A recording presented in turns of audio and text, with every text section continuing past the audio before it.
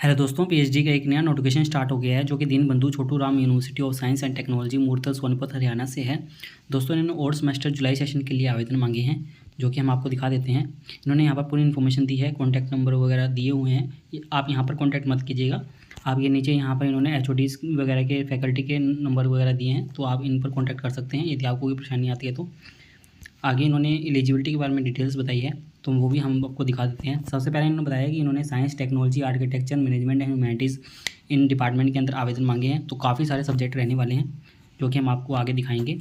Eligibility बात करें तो इन्होंने बताया कि 1 ईयर की मास्टर डिग्री और 4 ईयर की बैचलर डिग्री के साथ में, या आपके पास में 2 ईयर की मास्टर डिग्री और 3 ईयर की बैचलर डिग्री के साथ में बी ग्रेड के अंदर 55% मार्क्स के साथ में, तो आप आवेदन कर सकते हैं इसके अंदर।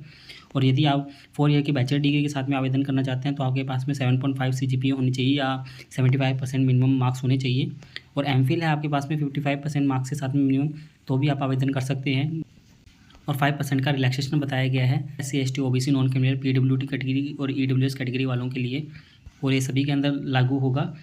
बट ये जो हरियाणा स्टेट से है उनके लिए ही ये मान्य है। पीएचडी का ड्यूरेशन यहाँ पर बताया गया है कि मिनिमम 3 ईयर्स के लिए रहेगी और मैक्सिमम आप 6 ईयर्स के तक कर सकते हैं, और बाकी आपका आगे एक्सटेंशन हो सकता है जो भी रहेगा। और इन्होंने यहाँ पर स्लॉट्स बताए हैं पीएचडी के लिए कितनी सीटें हैं। तो आर्किटेक्चर के अंदर 16 सीट है, बायोटेक्नोलॉजी के अंदर कोई भी सीट नहीं है, बायोमेडिकल इंजीनियरिंग के अंदर 9 सीट है, सिविल इंजीनियरिंग के अंदर 8, केमिस्ट्री के अंदर 4, केमिकल इंजीनियरिंग के अंदर 10, centre of excellence in energy and environmental studies के अंदर 7, कंप्यूटर साइंस एंड इंजीनियरिंग के अंदर 23, इलेक्ट्रॉनिक्स एंड कम्युनिकेशन इंजीनियरिंग के अंदर 28, इलेक्ट्रिकल इंजीनियरिंग के अंदर 20, मैंटिस इंग्लिश के अंदर कोई सीट नहीं है, मैनेजमेंट स्टडीज़ के अंदर 10, मैथमेटिक्स के अंदर 7, मैकेनिकल इंजीनियरिंग के अंदर 17, फिजिक्स के अंदर 6। तो ये कुछ सीटों की डिटेल्स बताई गई है। और दोस्तों इन्होंने यहाँ पर बताया है कि जिनके पास में ये UGC, CISR, DBT, ICMR, ICCSR की JRF है तो वो इसके अंदर एग्जम्प्टेड रहेंगे, और जिनके पास में गेट नेट सीट है तो वो भी इसके अंदर एग्जम्प्टेड रहेंगे, उनको वेटेज दिया जाएगा।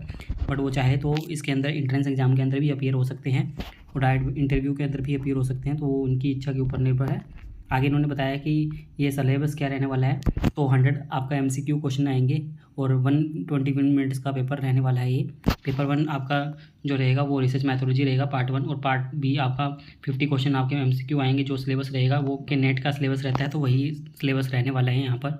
और दोस्तों यहाँ पर इन्होंने बताया कि इंटरव्यू वाइवास प्रेजेंटेशन के अंदर आपको क्या क्या कंसीडर करना है। तो आपको यहाँ पर रिसर्च प्रपोजल लेके जाना है।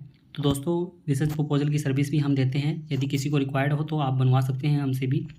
और यहाँ पर बताया गया है कि यहाँ पर जो वेटेज रहेगा वो 30% इंटरव्यू का रहने वाला है, वो 70% वेटेज इंट्रेंस एग्जाम का रहने वाला है।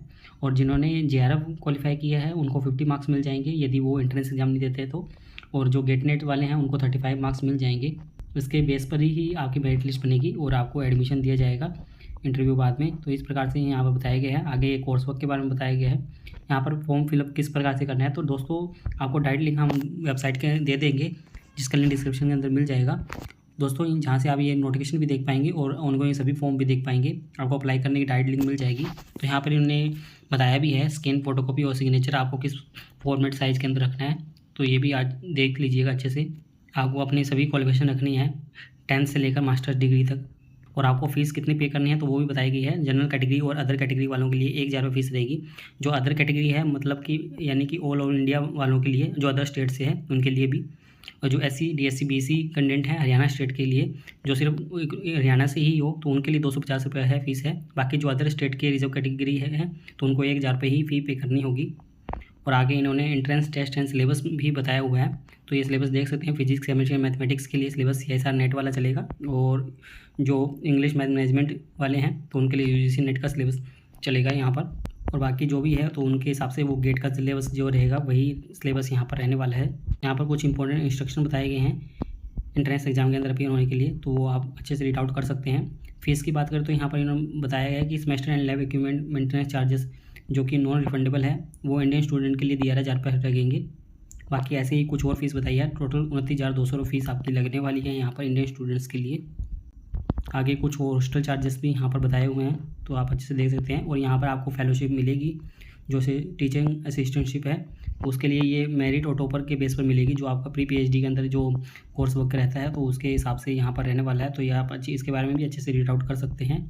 और डेट की बात करें तो लास्ट डेट 15 जुलाई रहने वाली है, यानी कि कल इसकी लास्ट डेट है। तो एंट्रेंस टेस्ट आपका 20 से 21 जुलाई के बीच में रहेगा और 23 जुलाई को आपका रिजल्ट डिक्लेयर कर दी जाएगा। और जो DSRC मीटिंग होगी वो 30 जुलाई को होगी और आपकी क्लासेस 1 अगस्त से स्टार्ट हो जाएगी। और एडमिट कार्ड आप इनके लॉगिन पोर्टल से डाउनलोड कर सकते हैं। जब आप लॉगिन करेंगे जहाँ से आपने एप्लीकेशन फॉर्म फिलअप किया है तो वहाँ से आप डाउनलोड कर पाएंगे। और यहाँ पर इन्होंने सीट मैट्रिक्स बताई है जो कि कैटेगरी के हिसाब से पूरी कंप्लीट बताई है। तो ये देख सकते हैं कि आर्किटेक्चर के अंदर 16 सीट है, जो कि all over India open category वालों के लिए 2 सीट है। और इस प्रकार से ये हरियाणा ओपन कैटेगरी वालों के लिए 6 सीट है और ये SC SC DSC BSc इस प्रकार से अलग अलग बताए हुए हैं। तो आप अपने अकॉर्डिंग ये देख सकते हैं, सभी कैटेगरी वालों के लिए यहाँ पर सीटें बताई हुई है। और आपको काउंसलिंग के वक्त क्या क्या लेके जाना है, तो 1 सेट लेके जाना है आपको जो आपने फ़ी पेमेंट की है, और 3 पासपोर्ट साइज़ फ़ोटो, और जो भी आपकी 10th से लेकर मास्टर डिग्री तक, और आपके पास में कोई JRF है या कोई गेट नेट का सर्टिफिकेट है तो वो भी, मेडिकल फिटनेस करेक्टर सर्टिफिकेट, ये आपके एडमिशन के टाइम पर आपको सभी लेके जाने हैं। और ओरिजिनल डॉक्यूमेंट भी लेके जाइएगा, उस टाइम भी आपका वेरिफिकेशन होता है। और यहाँ पर नीचे इन्होंने सर्टिफिकेट बताए हुए हैं, काफ़ी सारे सर्टिफिकेट यहाँ पर इन्होंने अटैच किए हैं जो कि आपके काम के हो सकते हैं। तो इन्होंने यहाँ पर पूरा दिए हुए हैं। तो पार्ट टाइम वालों के लिए NOC वगैरह हर टाइप के डॉक्यूमेंट यहाँ पर इन्होंने अटैच किए हैं। दोस्तों ये है इसके बारे में इन्फॉर्मेशन। दोस्तों इसका डायरेक्ट लिंक आपको हमारी वेबसाइट का मिल जाएगा डिस्क्रिप्शन के अंदर। दोस्तों उम्मीद करते हैं आपको हमारे द्वारा दी गई जानकारी अच्छी लगी होगी। यदि आपको हमारे द्वारा दी गई जानकारी अच्छी लगी हो तो आप हमारे चैनल को सब्सक्राइब कर सकते हैं और आप हमसे टेलीग्राम पर भी जुड़ सकते हैं ऐसे ही PhD से रिलेटेड नए अपडेट के लिए।